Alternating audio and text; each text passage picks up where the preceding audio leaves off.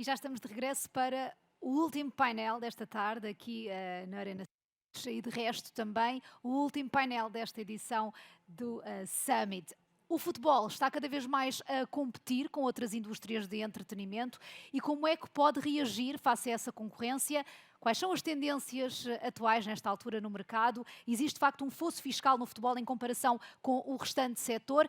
Para nos responderem a estas e outras questões, temos esta tarde a presença dos empresários Armindo Monteiro, da Confederação Empresarial de Portugal, e Luís Montes, da Música no Coração, acompanhados por Tiago Gouveia, diretor de marketing do Futebol Clube do Porto, e Sara Lourosa, responsável pela estratégia corporativa da EI. Partem onde estão connosco precisamente para lançarmos aqui as bases para uma conversa que se prevê também muito bem sucedida e com muita aprendizagem para todos. Bem-vindos.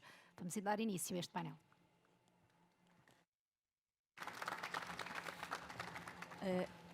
Não sei se me... Tá tudo bem. Olá, boa tarde. Novamente e possivelmente pelas últimas vezes, bem-vindos ao Thinking Football Summit. Espero que estejam a gostar de todo este evento. Queria agradecer aqui a presença dos meus colegas de painel que vieram debater os desafios da indústria do futebol enquanto parte integrante daquela que é a indústria do entretenimento. Espero que gostem. Começaria por si, Armindo, como presidente da CIP, como alguém que conhece muito bem a realidade empresarial portuguesa, que desafios é que vê para as empresas portuguesas e, neste caso, concretamente para o futebol e para os clubes, como parte integrante deste ecossistema português e como empresas neste setor? Obrigado, Sara. Eu cumprimento o Luís, o Tiago e todos os presentes. Esta iniciativa parece-me que já responde um pouco a isso.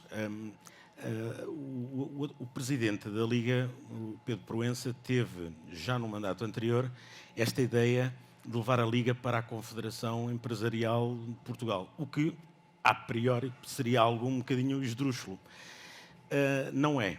Não é, e parece-me que uma das formas, efetivamente, de levarmos a sério a vertente económica desta área é acabar um pouco com este preconceito que tudo aquilo que tem a ver com a indústria de entretenimento é como se não fosse sério. É um bocadinho por analogia, como nós brincamos, quem mora no Algarve. Mora no Algarve não trabalha no Algarve. Portanto, aqui quase que parece algo que não faz sentido. Tudo o contrário. Parece-me que as dificuldades, para além das dificuldades típicas do setor empresarial em Portugal, que são desde logo a falta de escala, são uma carga fiscal absolutamente aviltante, é uma carga fiscal que asfixia a economia, mas há, quanto a mim, também uma questão que é muito espírito empreendedor e pouca matéria empreendedora. Nós temos todos muito espírito, mas depois a matéria falta. E no caso concreto do futebol ou da indústria do entretenimento, eu atrevia-me a identificar 3 ou 4 pontos que me parece que é importante ainda conseguirmos mudar. Desde logo esse preconceito que já referi, mas também o facto do futebol ser uma fábrica de emoções, mas que diria que onde é preciso pagar contas. E nós não podemos esquecer isso. Quando nós falamos de emoções, quando nós falamos de paixões, não podemos esquecer que à mesma continuamos a ter o EBITDA, o ROI e todos esses jargões económicos que quem está nas empresas sabe bem e que, por ser esta indústria, não é diferente. Há contas para pagar, dito de uma maneira mais simples. E, nesse sentido, é preciso também, e este é o terceiro aspecto, um profissionalismo muito grande. E aqui, profissionalismo, permitam-me dizer assim, amador não é sinónimo de descuido, mas também ser profissional é estar na profissão certa. Eu aqui utilizava aquela ideia do princípio de Peter. A pessoa pode ser muito competente numa determinada área, mas depois numa outra área não o ser. E quando falo em profissionalismo, estou precisamente a dizer isto. Profissionalismo no sentido de gestores, empresários, como em qualquer outro setor. Eu não vejo que o Luís Montes tenha que ser diferente apenas porque está neste setor. Não, tem naturalmente que ter as mesmas preocupações. O profissionalismo que utiliza tem naturalmente de ser o mesmo. No Futebol Clube do Porto, o Tiago, a mesma coisa. Não tem que ser diferente. E por isso acrescentava só um último que tem a ver com a internacionalização e esta ideia da economia digital, que parece às vezes uma abstração intelectual, mas não é. Nós devemos aproveitar muito bem a transição digital, porque nós estamos aqui na periferia da Europa e a forma de nós chegarmos ao mundo é utilizando muito bem a transição digital. De novo, o Luís Montes, que faz aqueles espetáculos fantásticos, com certeza não conta apenas com o público nacional, conta com todo o público. Eu até li recentemente que 180 nacionalidades vêm a um determinado festival que é feito. Se não tivermos esta capacidade de utilizar estas ferramentas, naturalmente que não funciona. Por isso, em conclusão, a internacionalização, a transição digital, o ser profissional, ter essa capacidade também, e no futebol é o último ponto que eu diria, de resistir à tentação da gestão da coisa pública. E aqui estou-me a referir não aos clubes de futebol da primeira dimensão, mas àqueles outros que são, sobretudo do interior, em que o Presidente da Câmara não resiste muitas vezes à tentação de querer gerir, desde o rancho folclórico até ao clube local lá do sítio. Isto é uma forma de controle, não é uma forma de promoção. E é importante nós denunciarmos estas situações, porque se queremos realmente uma indústria com economia, com as leis e as regras da economia, nós temos que, de facto, ser profissionais, apaixonados, sim, dentro do terreno, mas fora a organização absolutamente profissional. Muito obrigada, Armindo. Luís, olhando para si e vendo a sua vasta experiência no setor do entretenimento, mas também todo o interesse que demonstra pelo setor de futebol, pela indústria de futebol, quais é que vê como sendo os grandes desafios para a indústria de futebol nesta entrada, ou nesta existência dentro daquilo que é o setor do entretenimento? O que é que o futebol tem no fundo, que trabalhar para ser um player mais competitivo? Muito boa tarde, obrigado pelo convite. Eu gosto muito de futebol.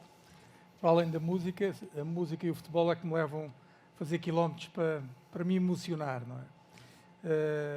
Eu costumo dizer, meio a brincar, que tenho o melhor negócio do mundo, em que o meu consumidor paga e bate palmas. E o futebol, exceto se a equipa perder, é que a malta se zanga. E eu tenho seguido, porque gosto muito de futebol, e como tenho a minha atividade da música, dos espetáculos e dos festivais, e tenho pensado em temas que podiam ser melhorados no futebol, logo à partida, porque o meu negócio é vender bilhetes. O presidente aqui do Tiago, há uns anos, quando eu fiz aqui o Frank Sinatra no antigo Estádio das Antas, disse-me uma coisa que nunca mais me esqueci, que a diferença entre uma empresa e um clube de futebol é que as empresas têm que ter lucros, os clubes de futebol têm que ter vitórias. Há aqui uma nuance que é preciso, claro, se tiver uma economia sólida, vai ter melhores jogadores e por aí fora.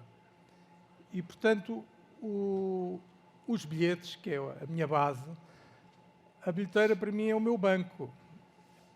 Eu vou começar a vender os packs do Natal para os festivais de julho e agosto dos festivais.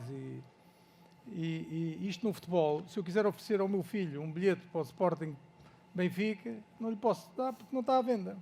Quando já temos um calendário, já temos tudo, a data, o local, o que é que estamos à espera para pôr à venda? Os clubes iam, e à medida que iam esgotando, iam comprando para outros. Nós já temos o programa. É uma questão que a Liga tem que tentar resolver, porque era bom para os clubes poderem começar logo o campeonato com uma data de receita, porque os grandes jogos, os jogos maiores, vão trazer receita e é uma receita antecipada que se tem, não é? Isso é um dos aspectos. Depois há 2 ou 3, eu vou à bola e vou aos concertos, que tem a ver com os ingleses é food and beverage, que é comidas e bebidas. A quantidade de comida e bebida que se vende fora do estádio, e os clubes não ganham nada com isso. Portanto, era importante criar uma área à volta do estádio para se poder ter uma receita para isso, porque se vende muita cerveja, vende-se muita comida, pode-se trazer marcas lá para dentro, ali para a volta. Dentro do estádio não se pode beber cerveja com álcool, mas fora pode-se. Quer dizer, e estão todos até a vender por exemplo, o Porto é Superboc, mas cá fora vende Sagres. Quer dizer, isto para mim, nos meus festivais, eu tenho que pôr toda a malta, até abre as portas mais cedo para eles irem para lá consumir. Não é? Até ponho assim umas bandas mais fraquinhas só para os entreter, porque comida e bebida é um tema muito sério. Outro tema, que é o merchandising. Eu tenho lá em casa os meus filhos, cada um é do seu clube, está tudo com camisolas e tudo. Um dos meus filhos joga a bola. E eu quero comprar a camisola desta época, ainda não está à venda, já vai no terceiro jogo. Quer dizer, eu acho que o merchandising é uma grande fonte de receita, porque isto é paixão, é emoção. O pessoal vai para a net, manda vir e compra. E, portanto, é uma receita que os clubes deviam olhar, porque há de tudo. Por exemplo, eu também me esqueci, o ano passado fui ver o Harry Styles à Arena de Nova York e estava lá com o dono da Arena a dizer que, olha, já vendemos $600 mil em merchandising. Ele até disse, eu cedi gratuitamente a Arena ao Harry Styles, porque o que eu ganho em comida, bebida e merchandising dá para compensar. E até fiquei... E queres saber o que é que está a vender mais do merchandising? É o verniz para as unhas do Harry Styles. Até fiquei burro. Portanto, aqui nós podemos utilizar as imagens dos jogadores e tudo para vender merchandising. Quer dizer, só ter o seu ídolo vestido de uma maneira, ou com uma pecinha, ou se calhar o relógio dele, ou não sei. O merchandising merece ser um assunto para que é uma receita. E depois é o sponsoring, não é? Minha empresa tem 32 anos, eu vivo de marcas, patrocinadores. Aqui o Tiago, quando trabalhava na Superboc, trabalhou comigo, Superboc, são 27 edições, são 30 anos com as marcas. Portanto, as marcas associarem-se é uma boa forma de comunicação, e eu não entendo, como sabem, sou acionista da Altice Arena, porque é que os estádios de futebol não têm o naming, uma marca, que é uma fonte de receita. Eu não conseguia viabilizar a Arena lá em Lisboa se não tivesse uma marca. Portanto, arranjar naming sponsors para os estádios e depois, com os camarotes, arranjar determinados miminhos para os patrocinadores. Imagina que os clientes daquela marca podem tirar fotografia com os jogadores, que no fim do jogo, qualquer coisa de diferente, porque as pessoas, eu fico doido que as figuras que grandes figuras deste país me fazem é pedir para o filho tirar a fotografia com o artista. Por aquilo parece que é Deus. E, portanto, para o futebol é a mesma coisa, são os nossos artistas, poder trabalhar essa aproximação das marcas com o futebol. Eu acho que ganhavam muitos, mas depois não quero monopolizar. Muito obrigada, Luís. Passando para ti, Tiago, o Luís tocou aqui em alguns temas que eu sei que te são caros, e passando aqui para aquilo que são os desafios da indústria de futebol concretamente, e o Luís tocou aqui no tema das bebidas de baixo teor alcoólico, que é um constrangimento que praticamente só o futebol tem dentro da indústria, e outros temas como o sponsorship. Quais são para ti então esses desafios, e o que é que o futebol tem que fazer e tem que combater para melhorar? Antes de mais, agradecer à Liga o convite. É um prazer para mim estar contigo, Sara, com o Armindo e essencialmente com o Luís, que já o conheço há tantos anos e temos tantas histórias em conjunto. Eu acho que o futebol, é preciso entender aqui um bocadinho esta indústria que se diz concorrencial da música. Eu por acaso não concordo nada com isso. Acho que o futebol não é concorrente da música. Se uma pessoa entrar num estádio, tem música fora, tem música dentro, tem música do golo, tem música do hino. Portanto, acho que hoje a forma de os consumidores olharem para a sua concorrência ou para as coisas que são concorrentes não tem a ver com os setores nem com a indústria, tem a ver com o seu tempo. Para mim, por exemplo, a nível pessoal, para mim o maior concorrente do futebol é um bom restaurante, onde se calhar em vez de ver a final da Champions, prefiro ir jantar com a minha família num determinado restaurante. Portanto, eu acho que o grande desafio que nós, futebol, temos, e acho que a maior parte de setores que estão no entretenimento, é como é que nós conseguimos antecipar as 24 horas de quem consome o que quer que seja. E, portanto, tentar desmistificar estas questões de que as receitas estão no jogo. Para termos uma ideia, nós temos, se conseguíssemos ir às finais de todas as competições que jogávamos, se calhar tínhamos 62, 63 jogos, portanto 18% dos dias do ano. Portanto, aqui a grande capacidade é como é que nós conseguimos antecipar o que é que vai ser este consumo. Ainda neste preciso momento está a acontecer em Londres um jogo de youtubers que tem 60 mil pessoas no estádio. Antes de começarmos estava 1,5 milhão de pessoas a ver, portanto, o que é aquilo? Portanto, hoje é o tempo das pessoas, eu consumi aquilo 10 segundos, portanto, fui um consumidor daquele entretenimento, não fui. Portanto, tudo isto está na realidade a alterar. Portanto, eu acho que o maior desafio é a capacidade que nós temos de conseguir antecipar e ser relevante ao longo das 24 horas do dia para todos vocês em algum segundo da vossa vida, ou porque compra algo, ou porque nos segue em algo, ou porque nos defende no WhatsApp, ou porque vai comprar um bilhete, ou porque aconselha um amigo a ir à loja a comprar a camisola, porque gosta de algo.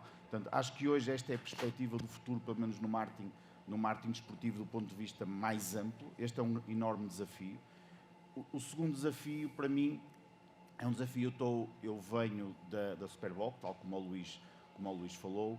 Estou há cerca de 12 anos no Futebol Clube do Porto. O marketing no Futebol Clube do Porto é marketing corporativo, portanto estamos mais ligados à marca, menos ligado ao negócio. E para terem uma ideia, o Futebol Clube do Porto vai fazer 130 anos este mês e tem marketing centralizado há 13 anos. Portanto, nos restantes 117 anos, havia marketing. O que era o marketing? Havia um logo, havia uma camisola, havia um evento, portanto, tudo completamente separado. Podíamos ter eventos que a mensagem era uma, eventos que a mensagem era outra, e, portanto, do ponto de vista da construção de marca, somos recentes. Não como marca, mas como uma lógica de organização e planeamento estratégico do que é que se pretende. E o que eu sinto que hoje, não só o Futebol Clube do Porto, mas a maior parte dos clubes e a maior parte das entidades esportivas, principalmente cá em Portugal, ou lá fora também um bocadinho, não é tão evoluída às vezes quanto nós achamos, acho que a questão do governance interno e a forma como as entidades esportivas hoje estão organizadas, eu digo muitas vezes na brincadeira que nós fomos um clube, depois houve aqui uma pressão para sermos uma empresa, houve aqui uma fase há cerca de 10 anos que os clubes têm que ser empresa, têm que ser geridos como empresa, então houve esta pressão, mas acho que neste momento o que nós somos é uma marca.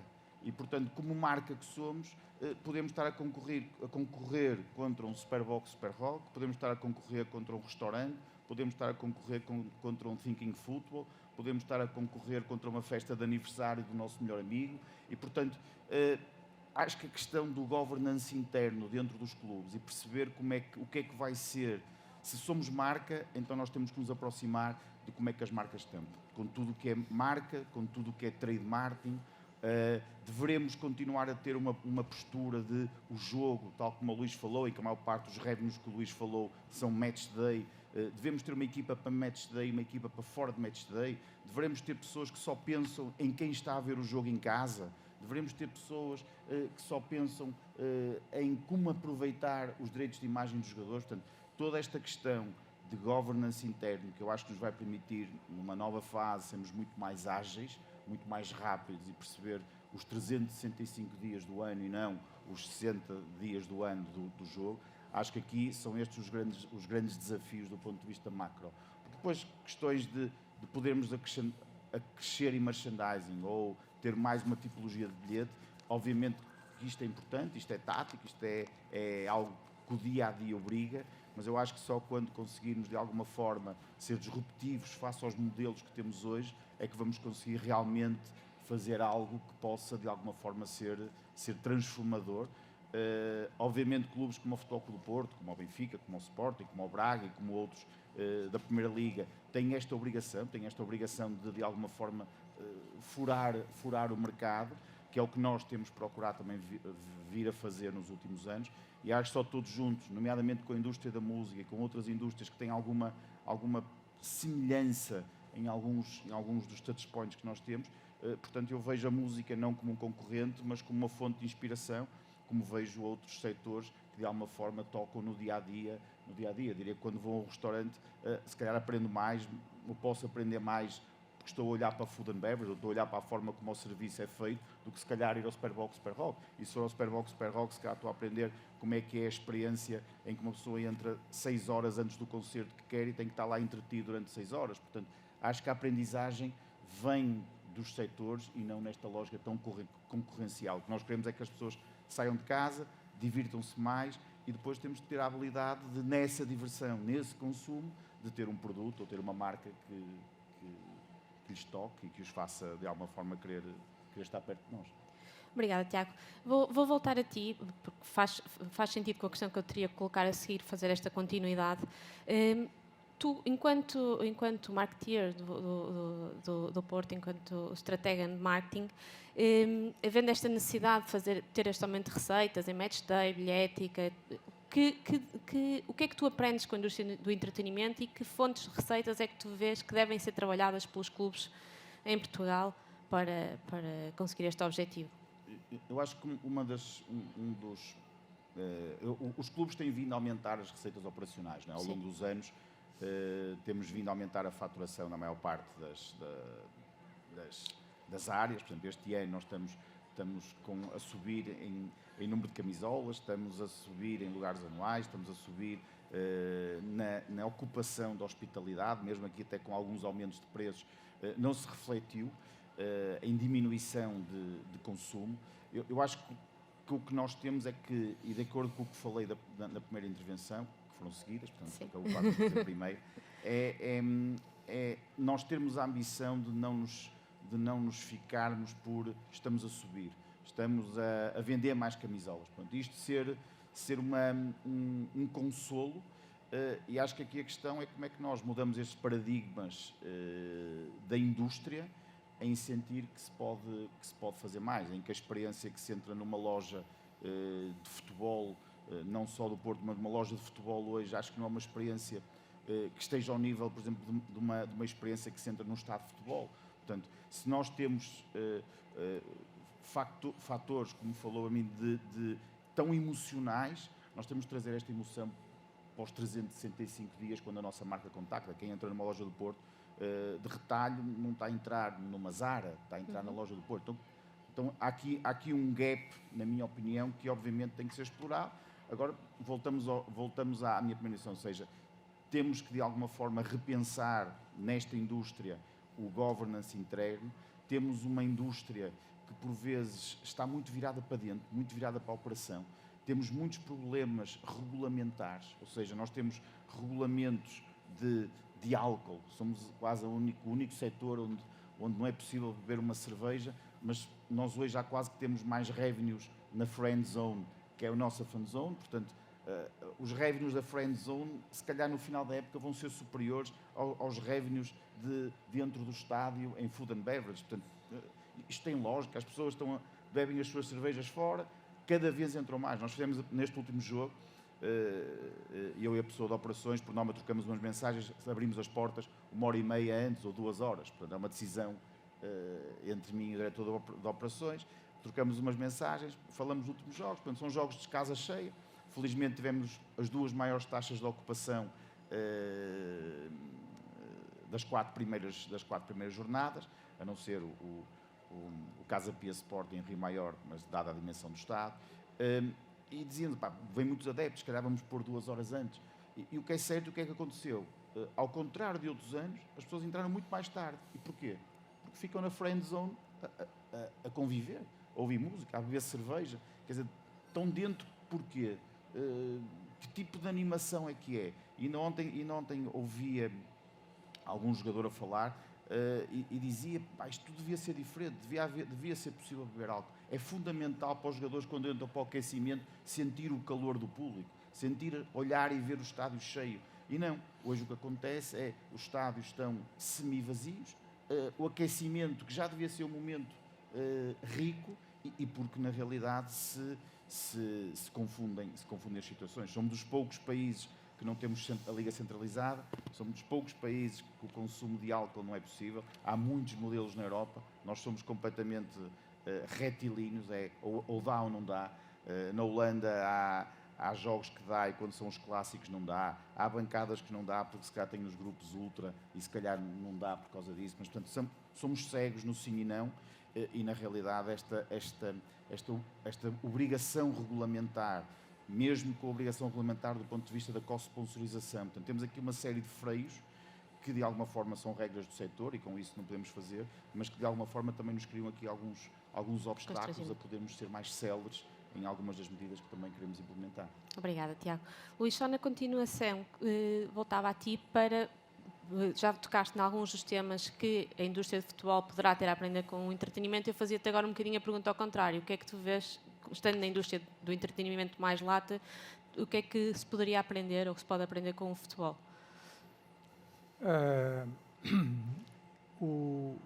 Eu acho que estão condenados, então em Portugal, com este clima, a juntarem-se o futebol e a música. Isto porque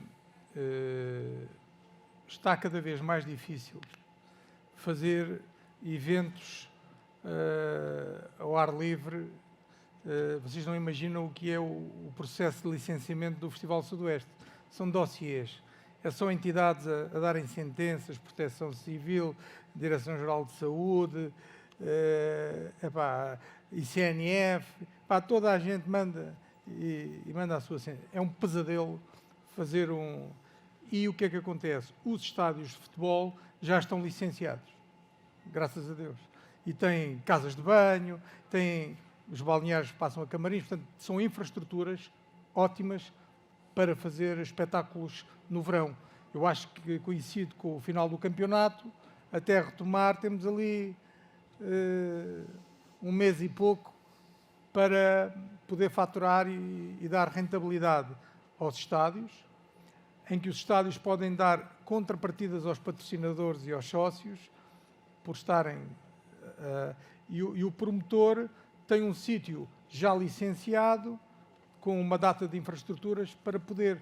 E se nós tivermos isto com antecedência, há sempre o drama da relva, que é sempre o ai Jesus dos clubes, tem que haver tempo para substituir a relva, se for o caso, se for necessário.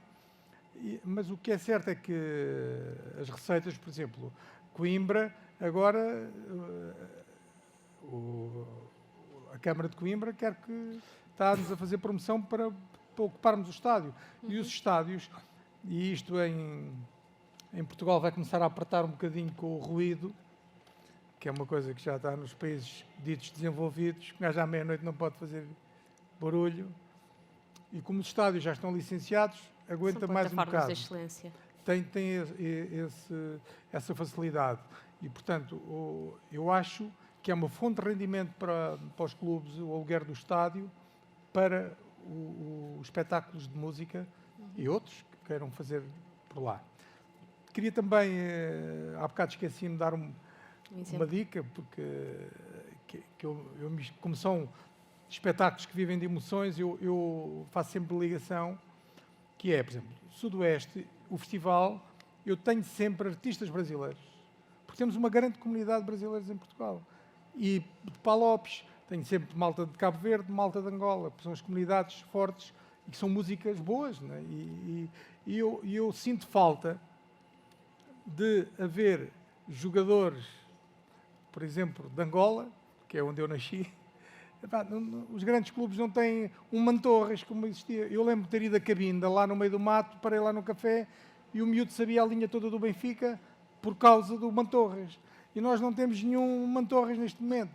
É só estrangeiros de Porto Rico, da Colômbia, daqui e dali, mas de Angola, Moçambique, Brasil ainda vamos tendo. Mas era fazer um esforço quando selecionassem artistas para o jogo. Pensem, até porque para as transmissões dos jogos para esses países, se não verem lá nenhum jogador da terra deles, porque é que eu vou ver? Eu vejo lá a Arábia Saudita por causa do Ronaldo, senão não via. Claro. Não é? Portanto, é importante ter malta dos Palopes nos plantéis, faz favor aí, a malta dos clubes, não esquecer isto. Muito obrigada, Luís. Nós só temos 1 minuto e meio, mas eu acho que nos cortaram aqui um Mas tempo. como Esteja estamos à vontade, Armindo, para responder esta questão. Como estamos com o Tiago, isto deve demorar mais 20 minutos. Para responder a esta questão, que eu acho que é mesmo muito importante. Nós temos aqui muitas ambições, mas vivemos num enquadramento em que há custos, contextos muito específicos nesta indústria. Esta indústria tem um IVA agravado face às outras indústrias do entretenimento.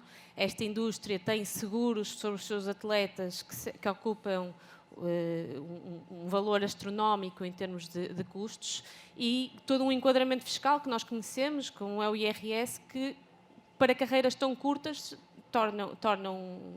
têm um peso muito grande e diminui a competitividade face àquilo que é envolvimento internacional. Portanto, eu aqui pedi-lhe a sua opinião sobre como é que isto pode limitar a concretização de todos estes objetivos. Naturalmente que limita, Sara. É possível dizer isto de várias maneiras, mas acho que há uma maneira fácil de dizer. O nosso Estado, o Estado português, cobra muito e oferece muito pouco. Nós, efetivamente, temos impostos de rico para um país que é tendencialmente pobre. A economia é pobre, mas as nossas taxas de imposto são ao nível cimeiro da Europa. Os impostos que incidem sobre as empresas, sejam elas de entretenimento, de futebol, de cultura ou de qualquer área, são as taxas nominais de IRC mais elevadas, considerando também as taxas de derrama. Isto é importante dizê-lo, porque efetivamente nós falamos sempre da competitividade da nossa economia e isto não nos torna competitivos, de maneira nenhuma. Nesta área em concreto, que precisamos de, naturalmente, produzir talento, mas sobretudo atrair talento, porque nós estamos a falar a uma escala global, os bons jogadores para virem para Portugal, um dos fatores que naturalmente avaliam é o custo que vão ter que pagar, porque o que interessa, seja um futebolista, seja a qualquer profissional de qualquer área, não é naturalmente o valor do contrato, é o valor que recebe, aquilo que fica, o valor líquido. E nós temos taxas elevadíssimas de IRS, de IRC, portanto, não somos competitivos nem nesta nem em outras áreas. A Confederação a que presido vai apresentar esta semana, precisamente para que possa ser incluído no Orçamento Geral do Estado, em preparação para 2024, vai apresentar um conjunto de medidas que, não sendo panfletárias, são concretas para, efetivamente, sermos uma economia mais competitiva. Nós já provámos que não temos nenhum handicap, não somos piores que nenhum país, mas o Estado tem que ser parceiro e não tem que, de facto, asfixiar a economia com a carga tributária que cobra. Muito obrigada, Armindo. Com o fim do tempo, chegamos também aqui ao fim do painel. Queria-vos agradecer a todos. Acho que ficaram aqui ideias e mensagens muito importantes daquilo que são os desafios para a indústria do entretenimento. Muito obrigada à Liga Portugal por nos ter convidado e por ter proporcionado este tempo. Obrigada a todos por terem assistido. Obrigado.